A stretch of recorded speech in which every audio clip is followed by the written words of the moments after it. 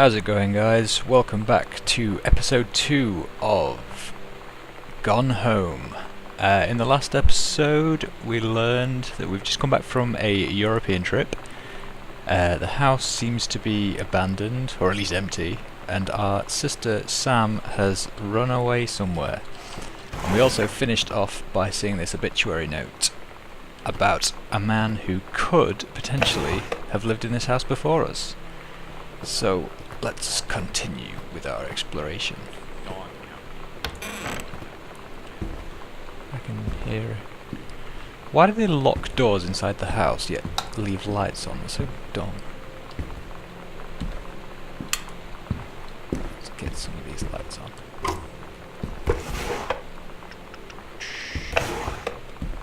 Nothing.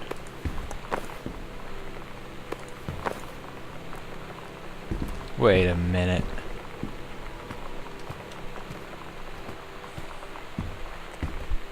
I missed Ducky. Come on, Ducky. No, that way. Well done.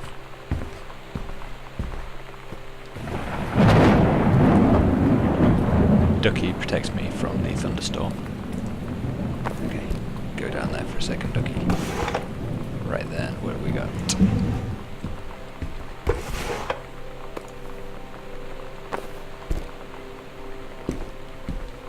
Anything? Hello? Nope.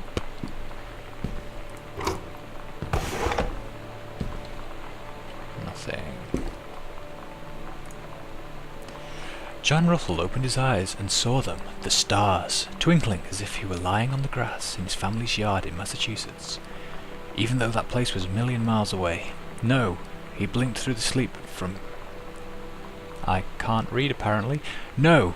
He blinked the sleep from his eyes, looking through the carbon-reinforced safety glass of the space station Archimedes.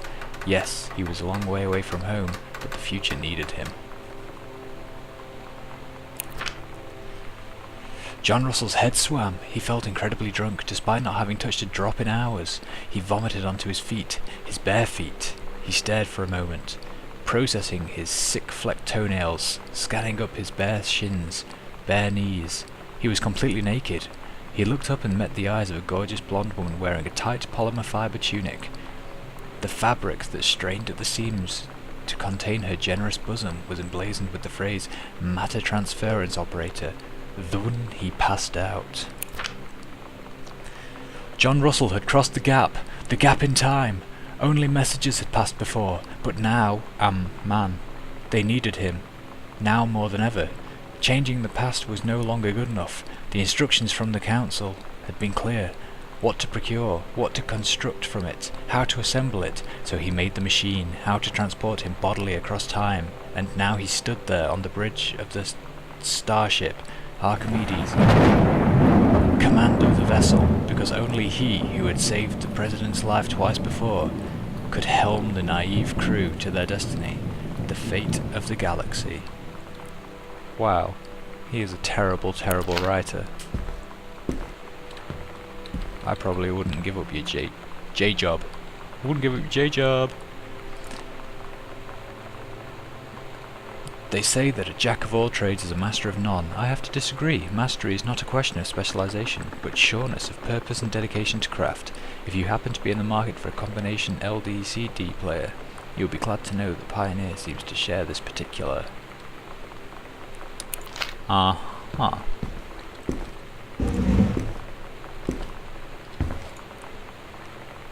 I don't have a combination. Anything interesting in here? No, what's this? Benjamin Almond, The Killing of Jack, a theory. You've seen the movie. Discover the truth. It's fairly boring.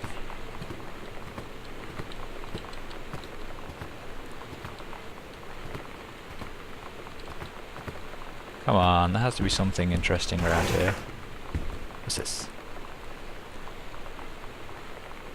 Some kind of electrical safety for rubbish. You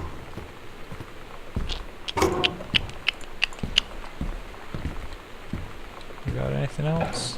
What's in here? Let's turn on the lights.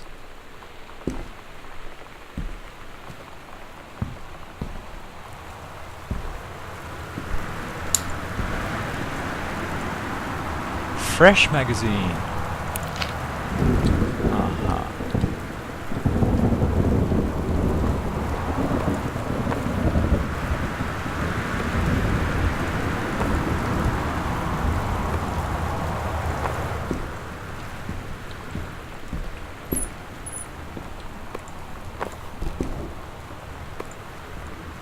The accidental pariah.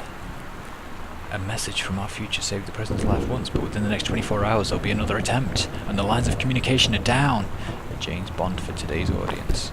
Yes, I'm sure it is. I'm sure it is. What else we got? A stranger under my roof. Oh, I think that's the ugly mum.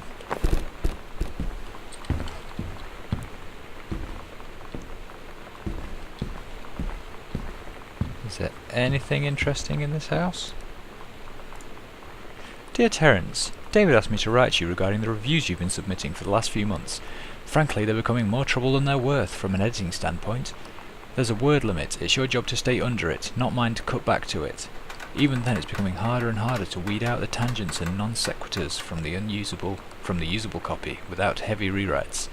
The readers of Home Theatre Aficionado want to hear about the quality and value of the hardware, not ruminations of your childhood.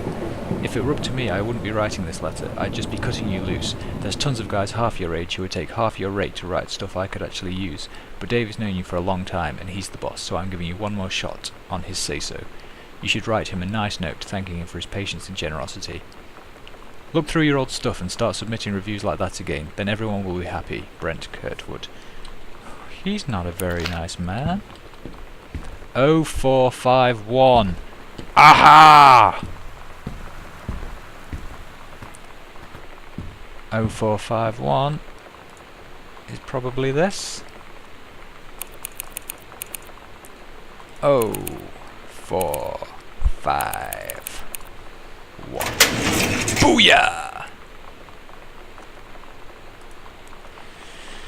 Dear Mr. Mason, please find enclosed your original documents and a typed copy of your records. The notarized copy has been filed at our offices. Thank you for entrusting our firm with this important matter. Will and Testament. I, Oscar Mason, blah blah blah blah blah. Lifelong resident. Blah blah blah blah blah blah.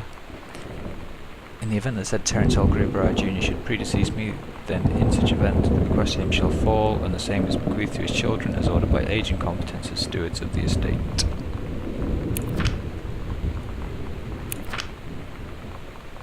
That is some terrible, terrible handwriting. That's probably, in fact, worse than mine. Right. Okay, so this was the dead guy's house that we've inherited. What's that noise? They've left the TV on. They've locked doors inside the house, but they've left lamps and TVs on. What's this? Cassette.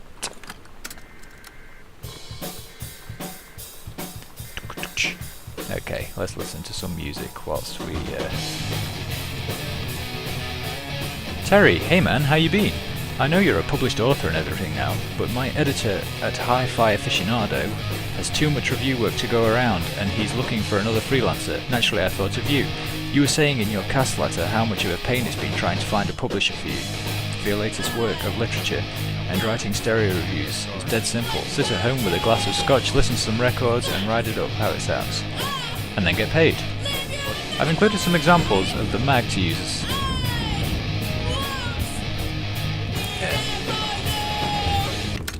Shut up. Even the sky doesn't like you.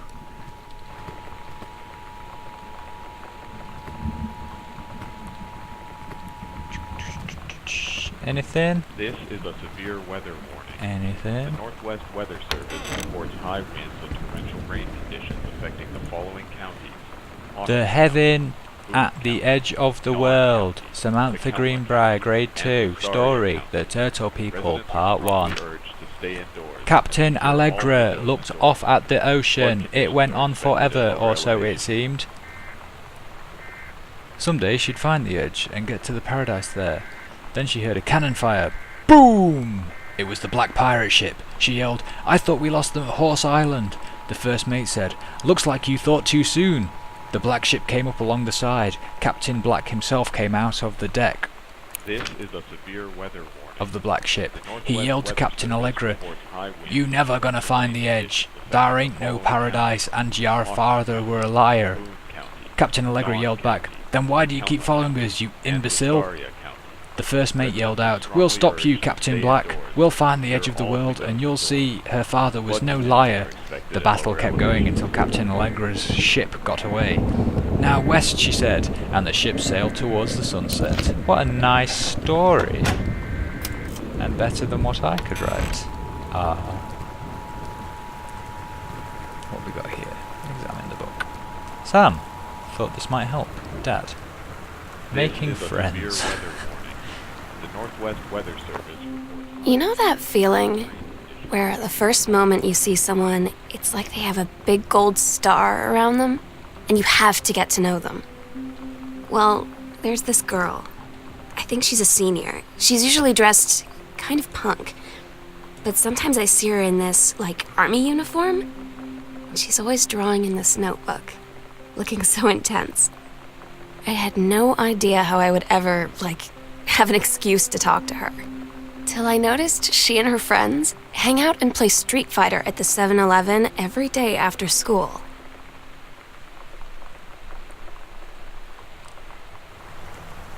I see. So, you have made a friend then. That's boring.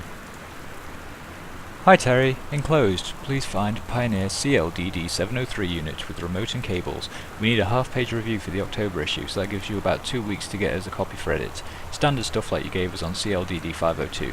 It's a combi player, so check its CD playback with a few discs, as well as a laser disc.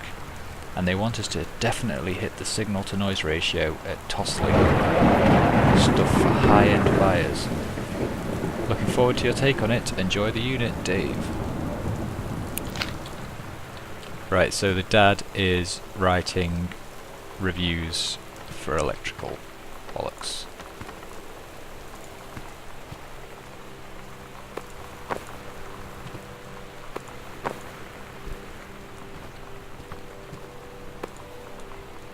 This.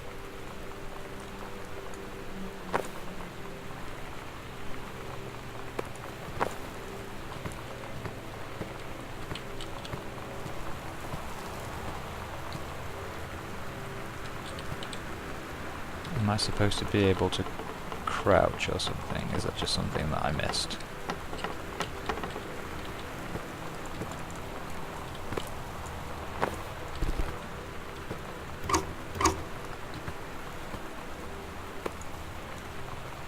The Bratmobile.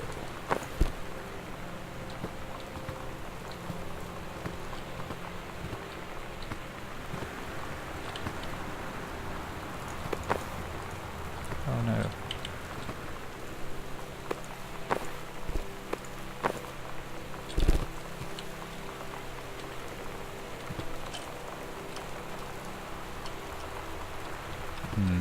Who knows?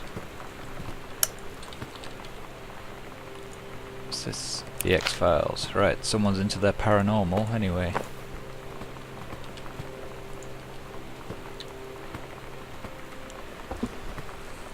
What else we got? All of the drawers are so messy in this house. What are these people playing at? And where is everybody? They knew I was coming home. Don't they love me anymore?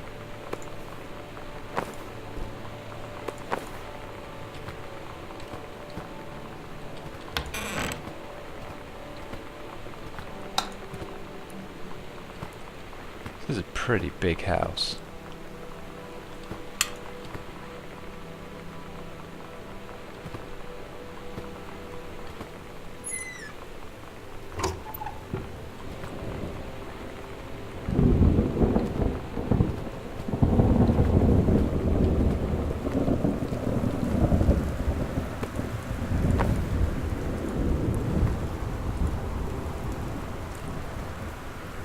Below are 2 stories. The events are all out of order. Get a sheet of lined paper, write Reproductive Systems Worksheet number 6, and then choose one of the 2 stories and rewrite it. Begin with the title and your name. Okay. Nobody wants to read that. A story about the reproductive system. Nah. You can pause the video and read it if you want to. So that's freaky.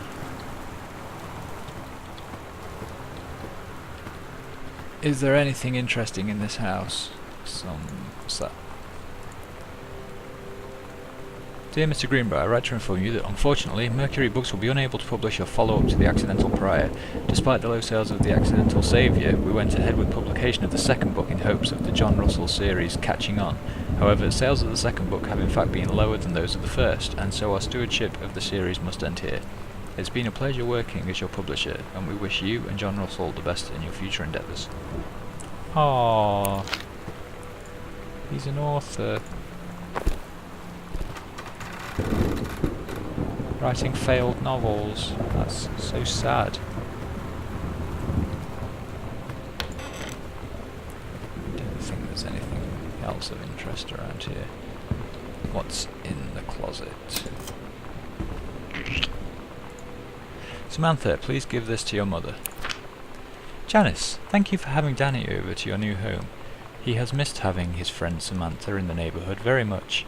Danny asked if he could lend Samantha his Nintendo Street Fighting tape, and I gave my permission. He needs to spend less time with those games anyway. No hurry returning it. Let Samantha know that she is welcome back to our house to visit any time. Sincerely, Mary Shortswin. When you live in one place your whole life, your next door neighbor is kind of like your default friend. And Daniel only got weirder over the years. So moving away has been a good excuse to, not see him anymore. But he did always have the good Nintendo games. Maybe I'll give him a call.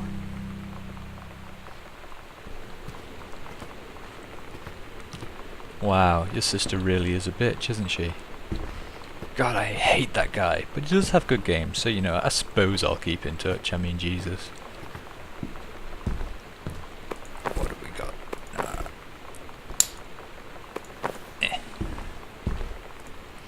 Katie, please tell Mum and Dad sorry about the stuff that's missing. Sam.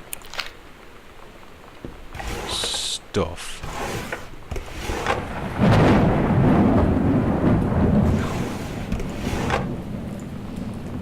Hi Lonnie, if you wanted to come over to my house still this afternoon, that would be cool. I can drive. It's kind of far, but I can drive you home too, so hopefully that's fine. Write back and leave this in my locker if you still want to. And we can meet in the parking lot after 6th. Samantha. Yeah, I'm totally in. See you there. Then I'm gonna kick your butt. Get ready. Then I'm gonna kick you our butt. Get ready. Oh, he's been Hadouken to the face. So you know what they say about the best laid plans of mice and men? Yeah, turns out it applies to Street Fighter too. At least I worked up the courage to walk into the 7-Eleven and ask for a turn, but all that practice at home did not exactly translate in the wild. So after I was finished getting my butt kicked, I followed them outside while they smoked. And that was when she asked me if I was that psycho house girl. But then she said she's always really wanted to see the psycho house. Her name is Lonnie. She's coming over tomorrow. Oh, good for you, you bitch, you made a friend. What about your poor Daniel friend? Ah, well. Right, guys, what is through this door? I think that's something that we'll save for next episode. Take it easy, guys. Have a good one.